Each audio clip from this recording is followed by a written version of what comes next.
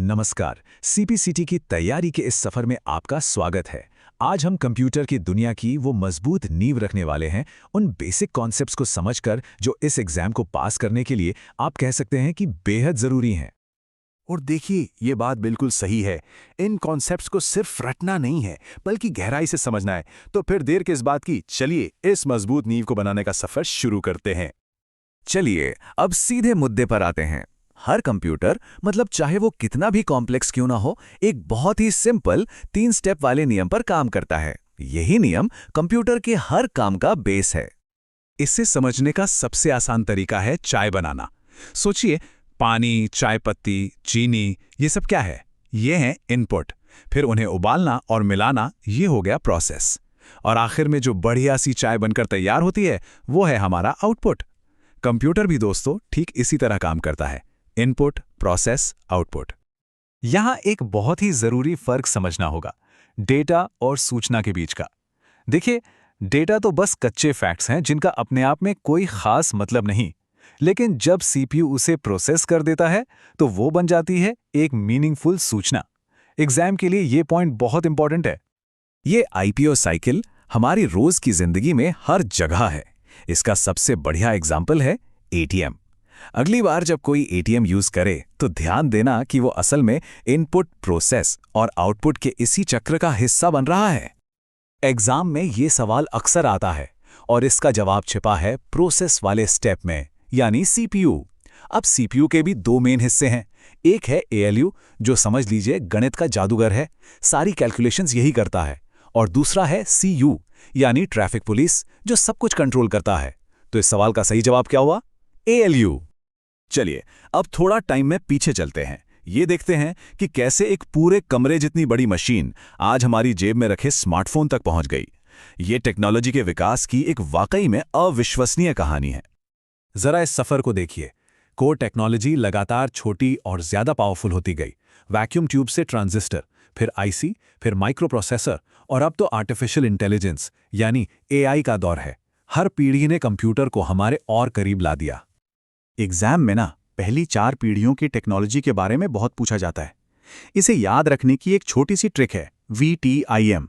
V से vacuum tube, T से transistor, I से इंटीग्रेटेड सर्किट और M से माइक्रो प्रोसेसर।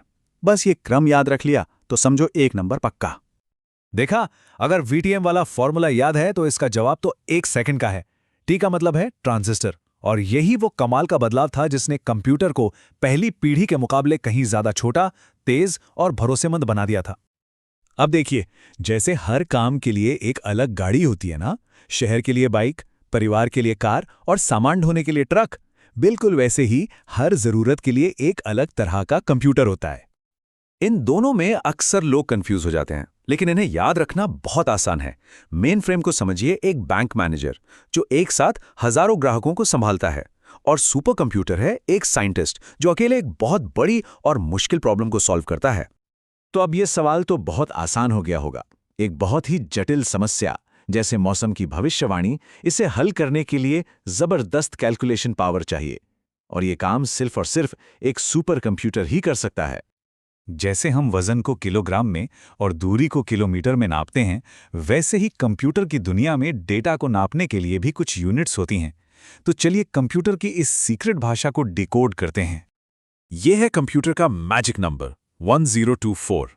हमारी दुनिया में किलो का मतलब होता है 1000, लेकिन कंप्यूटर की दुनिया बाइनरी पर चलती है, यानी 2 की पावर पर। इसलिए यहां किलो का मतलब 1000 नहीं, 1024 होता है। ये एक बहुत ही इंपॉर्टेंट कॉन्सेप्ट है, इसे याद रखना जरूरी है। तो चलिए मेमोरी की पूरी सीढ़ी को देखते हैं। सबसे छोटा है बिट, जो एक लाइट स्विच की तरह ऑन या ऑफ होता है। 8 बिट्स मिलकर बनाते हैं एक बाइट, जिसमें एक अक्षर स्टोर हो जाता है। और फिर आते हैं किलोबाइट, मेगाबाइट, गीगाबाइट और टेराबाइट। इन उदाहरणों से इनका साइज समझना आसान हो जाता है। इस क्रम को समझना बहुत जरूरी है। सबसे छोटा है किलोबाइट, उससे बड़ा मेगाबाइट, फिर आता है गीगाबाइट, और इन सब में सबसे बड़ा है टेराबाइट। तो सही बढ़ता हुआ क्रम क्या होगा? किलोबाइट, मेगाबाइट, गीगाबाइट और फिर टेराबाइट। तो देखिए, आज हमने कहां से शुरू किया और कहां तक पहुंचे। हमने सीखा कि कंप्यूटर आईपीओ साइकिल पर कैसे काम करता है, फिर कमरे जितने बड़े कंप्यूटर से लेकर एआई तक का उसका एवोल्यूशन देखा, अलग अलग तरह के कंप्यूटरों को समझा और आखिर में उस भाषा को भी जाना जिसमें वो डेटा को नापता है। ये सोचने वाली बात है ना? हर पीढ़ी ने हमें हैरान किया है। भविष्य में कंप्यूटर और क्या-क्या कर पाएंगे, इसकी कल्पना करना ही कितना रोमांचक है। अगली बार तक सीखते रहिए।